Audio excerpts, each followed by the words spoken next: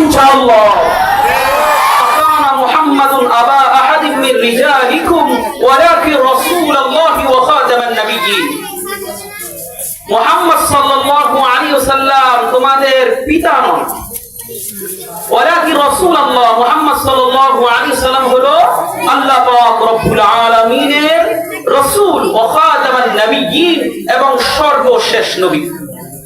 আলোচনা আমি আয়াতের শুরুর দুই শব্দের দিকে যাব না, সর্বশেষ যে অর্থ শব্দ আল্লাহ পাক রব্বুল আলামিন বলছেন ওয়া খাতামান নাবিয়্যিন। এই আয়াতের মধ্যে রব্বি কারীম বোঝানো চাচ্ছেন যে খাতামুন নাবিয়্যিন মানে মুহাম্মদুর রাসূলুল্লাহ সাল্লাল্লাহু আলাইহি ওয়াসাল্লাম হলেন সর্বশেষ নবী। চলুন দেখি খাতাম শব্দের ব্যাখ্যা বিভিন্ন মুফাসসিরিন কিরাম কিংবা বিভিন্ন উলামায়ে কিরাম কি বলেছেন। ইমাম যাহাবী রাহিমাহুল্লাহ তিনি খাতাম শব্দের দুইটা তাফসীর করেছেন, দুইটা ব্যাখ্যা করেছেন।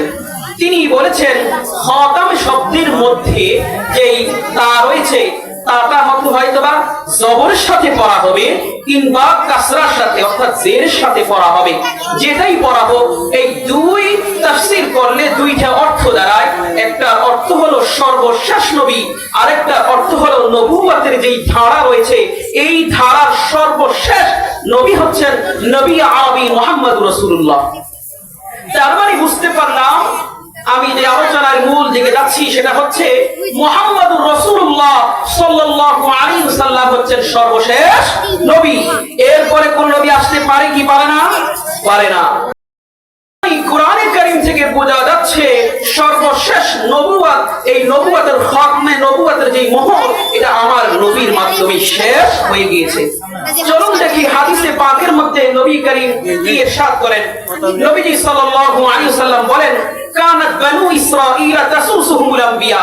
বনি ইসরাঈলের একটি নিয়ম ধারা ছিল নবুয়তের, অর্থাৎ একজন নবী আসতেন, ওই নবীর ইন্তেকালের পরে আরেকজন নবী চলে যেতেন। কুল্লামা হালাকা নাবিয়্যুন খালফাহু নাবিয়্যুন, যখন নাকি কোন নবী আসতেন এরপর উনি মৃত্যুর কালে আরেক নবী রেখে যেতেন বা আরেক নবী তার মৃত্যুর পর আসতেন। কুল্লামা হালাকা নাবিয়্যুন খালফাহু নাবিয়্যুন, আমাদের নবীর পূর্বে এই সিস্টেম ছিল যখন কোন নবী আসবেন এই আসার পরে ওনার মওতের পরে আরেকজন নবী আল্লাহ তাআলা পাঠিয়ে দিতেন। এরপর নবীজি বলতেছেন ওয়া আনা খাতামুন নাবিয়্যিন। লম্বা চড়া হাদিস আমি সামনে যাব না। নবীজি সাল্লাল্লাহু আলাইহি ওয়াসাল্লাম স্পষ্ট ভাষায় বলে দিলেন আমি সর্বশেষ নবী, আমার পরে কখনো কোন অবস্থায় কোন নবী আসতে পারে না। এইবার আসেন আরেকটি হাদিসে নবীজি এই আয়াতের এবং হাদিসের খুব সুস্পষ্ট একটি মিসাল পেশ করছেন। বুখারী শরীফের হাদিস, নবীজি সাল্লাল্লাহু আলাইহি ওয়াসাল্লাম বলছেন ইন্না মাসালি ওয়া মাসালাল আমবিয়া'i মিন ক্বাবলিন কামাসালি রাজুলিন বানা বাইতান ফাআহসানাহু ওয়া আজমালাহু ইল্লা মাওসি'a লাবিয়াতিন ফাজা'আলা আন-নাস ইয়াতুফুন ওয়া ইয়া'জাবুন ওয়া ইয়াকুলুন হাল্লা উসি'আত হাদিহি লাবিনা। قال النبي صلى الله عليه وسلم فأنا اللبنة وأنا خاتم النبيين। লম্বা চড়া হাদিসের মধ্যে নবীজি বলছেন নবুয়তের যেই ধারা এটা হলো একটা বিল্ডিং এর মতো, একটা রাজপ্রাসাদের মতো। যেমন নাকি কোন ব্যক্তি এক বিশাল বিল্ডিং বানালো, এই নবুয়তের বিল্ডিং এর সর্বশেষ একটি ইটকে সে ফাঁকা রেখে গেল, এই ইটটিতে পরিপূর্ণ করলো না। এই বিল্ডিং এর সর্বশেষ একটি ইট বাকি ছিল, এই ইটটাকে আল্লাহ পাক আমার মাধ্যমে আমি হচ্ছে নবুয়তের এই বিল্ডিং এর সর্বশেষ ইট, ওয়া আনা খাতামুন নাবিয়্যিন, আমি সর্বশেষ নবী, আমার পরে কখনো কোন নবী আসতে পারে না। প্রশ্ন দাঁড়াবে ঈসা আলাইহিস সালাম তো আসবেন, উনি আসবেন, উনি নবী হিসাবে আসবেন না, উনি আখেরি নবীর উম্মত হিসাবে আসবেন। তাহলে কোরআন থেকে হাদিস থেকে যে কথা স্পষ্ট ভাবে বোঝা গেল যে আমার নবী সর্বশেষ নবী। হাদিসে বলে নবীজি সর্বশেষ নবী, তারপরে কোন নবী আসতে পারে না। এইবার আসেন তৎকালীন ভারতের বর্তমানে পাকিস্তানের পাঞ্জাবের গুরুদাসপুর জেলার কাদিয়ান নামক এলাকা, তৎকালীন ভারতের বর্তমান পাকিস্তানের পাঞ্জাবের গুরুদাসপুর জেলার কাদিয়ান নামক এলাকায় আজ থেকে বহু বছর পূর্বে এক ভণ্ড, এক প্রতারক, সে দাবি করেছিল সে নবী। আসলে আপনারা বলেন আমার পরে কোন নবী আসতে পারে পারে না? তাহলে যে বলল সেই নবী, তাহলে সে কোরআনের অপব্যাখ্যা করলো, কোরআনের মুখালেফ করলো, হাদিসের মুখালেফ করলো। তার নাম হচ্ছে মির্জা গোলাম আহমদ কাদিয়ানী। কি নাম? মির্জা গোলাম আহমদ কাদিয়ানী। আসলে কথাগুলো এই জন্য বলা, সমাজের মধ্যে হকপন্থী যারা রয়েছে তারাও কোরআন দ্বারা সাব্যস্ত করে, সমাজের মধ্যে বাতিল পন্থী যারা রয়েছে তারাও কোরআনের মাধ্যমে সাব্যস্ত করে। দিন শেষে জনগণ, ভুলা ভালা মুসলমান, তারা বুঝতে পারে না কোনটা সত্য কোনটা মিথ্যা। ঠিক কিনা বেঠি? তো এই মির্জা গোলাম আহমদ কাদিয়ানী প্রায় 84টা কিতাব লিখছে। কয়টা কিতাব? 84টা কিতাব। এই সমস্ত কিতাবকে বর্তমান 84 কিতাবকে বর্তমান কাদিয়ানী জামাত একসাথে করেছে। এর নাম হলো রুহানি খাজায়েন। এই রুহানি খাজায়েনের বিভিন্ন জায়গায় এই ভণ্ড, এই প্রতারক মির্জা গোলাম আহমদ কাদিয়ানী দাবি করেছে আমি হলো উম্মতে মুহাম্মাদের মধ্যে একজন নবী। इस उम्मत मुहम्मदी में नाम रखने वाला, उम्मत मुहम्मदी में नबी नाम रखने वाला मैं ही हूं। এই কথা সে স্পষ্ট ভাবে তার এই কিতাবের মধ্যে রয়েছে। এর অর্থ হলো যে এই উম্মতের মধ্যে, উম্মতে মুহাম্মাদের মধ্যে যদি নবী রাখতে হয় তাহলে আমার নাম নবী। এইবার বুঝেন, এই ফেরকা কাদিয়ানী ফেরকা, এরা দাবি করছে যে নবীজি সাল্লাল্লাহু আলাইহি ওয়াসাল্লামের পরে মির্জা গোলাম আহমদ কাদিয়ানী একজন নবী। আপনারা কি তাকে নবী মানেন কি মানেন না?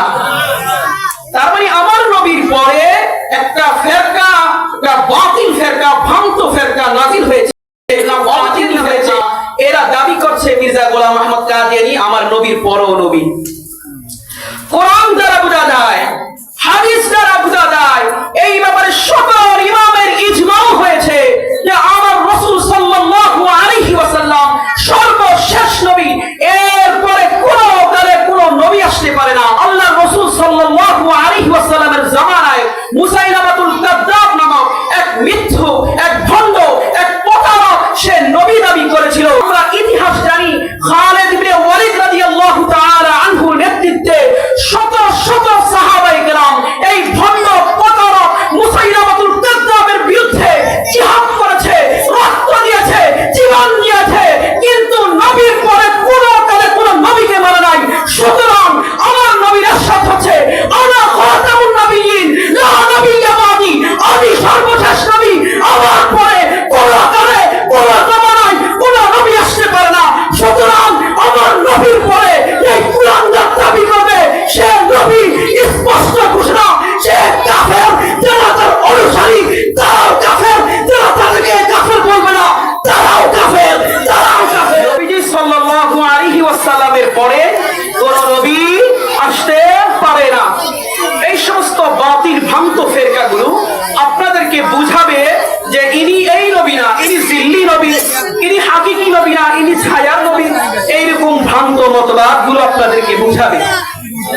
এই জন্য আপনাদেরকে এই ফেতনা সম্পর্কে আমি বললাম।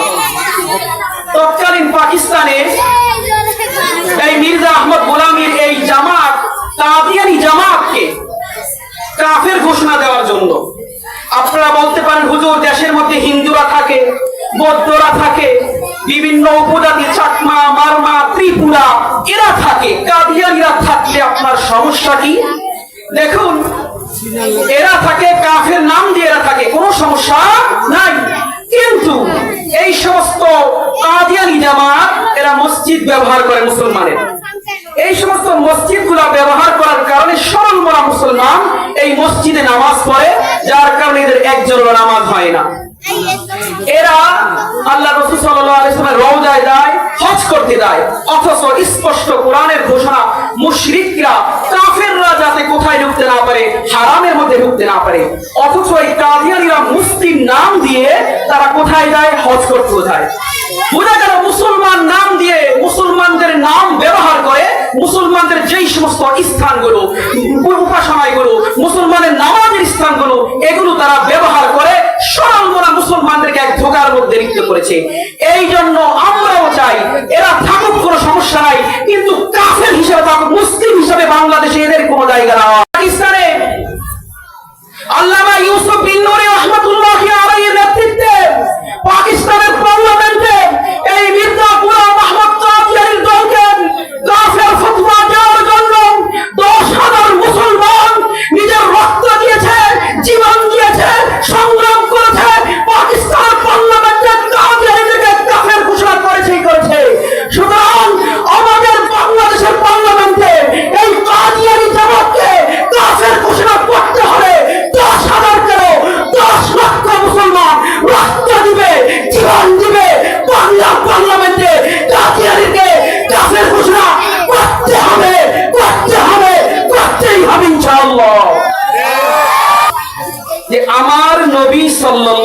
আলাইহি ওয়াসাল্লামের সবচেয়ে মর্যাদাপূর্ণ মুজিজার মধ্যে একটা মুজিজা ছিল, তিনি খাতামুন নবীর সর্বশেষ নবী। এরপরে কোন নবী আসতে পারে না। কিন্তু এই তথাকথিত আহমদী মুসলিম জামাত অর্থাৎ কাদিয়ানি কাফের জামাত, এরা আমার নবীর সবচেয়ে মর্যাদাপূর্ণ যে বিষয় সেটা হলো খতমে নবী, আমার নবী সর্বশেষ নবী। এই খতমে নবীর সিংহাসন নিয়ে কাদিয়ানীরা টানা হেঁচড়া করছে।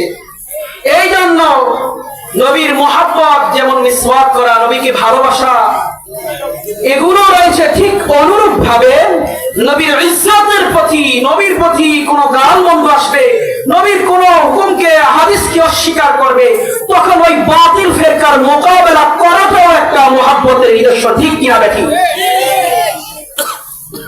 শুধু দান দেওয়া, শুধু মিষ্টি খাওয়াই সুন্নত না, দান দেওয়া সুন্নত।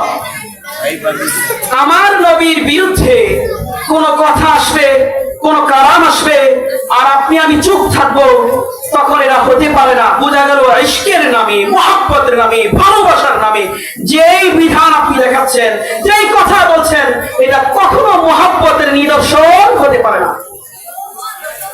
কয়েকদিন পূর্বে আমরা দেখলাম এদিক সেদিক থেকে, এখান ওখান থেকে আমার নবীকে গালমন্দ করা হয়। কিন্তু আপনি আমি দাবি করছি আমি মুসলমান, আমি রাসূল সাল্লাল্লাহু আলাইহি ওয়াসাল্লামকে ভালোবাসি, কিন্তু আপনি আমি থাকা অবস্থায়ও নবীর ভালোবাসার প্রতি মহব্বত দেখাতে পারলাম না। কারণ যেই সমস্ত দাস সন্তানগুলো, যেই সমস্ত কুলাঙ্গারগুলো নবীকে গালমন্দ করেছে, তাদেরকে, তাদের বিরুদ্ধে দাঁড়ানোটা আমাদের জন্য কর্তব্য ছিল, কিন্তু আমি আপনি পারি নাই। নবীজির মহব্বতের কি ধারা, মহব্বতের কি নমুনা, এক সাহাবীর ওয়াকিয়া শুনলে বুঝতে পারবেন। এক সাহাবী যায়েদ ইবনে দাসিনা রাদিয়াল্লাহু তাআলা আনহু, নাম কি? যায়েদ ইবনে দাসিনা রাদিয়াল্লাহু তাআলা আনহু। ওনাকে বলা হলো, হে যায়েদ ইবনে দাসিনা, তোমার স্থানে তোমাকে কোনো শাস্তি দেওয়া হবে না, তুমি শুধু এতটুকু বলো, তোমার স্থানে মুহাম্মদ আরবিকে ফাঁসির কাস্টে ঝুলানো হবে, তুমি শুধু এই আলফাজ ব্যবহার করো।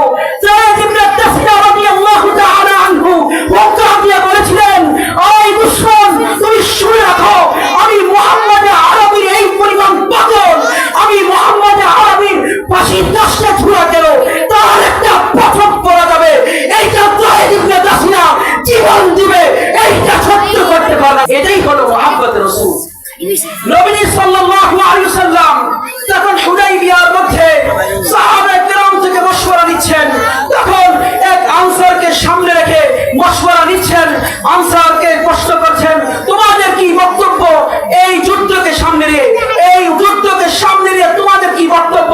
ওই সাহাবী বলেছিলেন, ইয়া রাসূলুল্লাহ, ইয়া হাবিবাল্লাহ, আপনার পিছন থেকে, আপনার সামনে থেকে, আপনার ডাইনে থেকে, বামে থেকে কোন অবস্থাতেই যেই কোন আক্রমণ আসবে, আমরা আনসাররা সর্বপ্রথম মুখ পেতে দেব। সুবহানাল্লাহ। এটাই ছিল নবীর মুহাব্বত, এটাই ছিল নবীর ইশক, মায়া।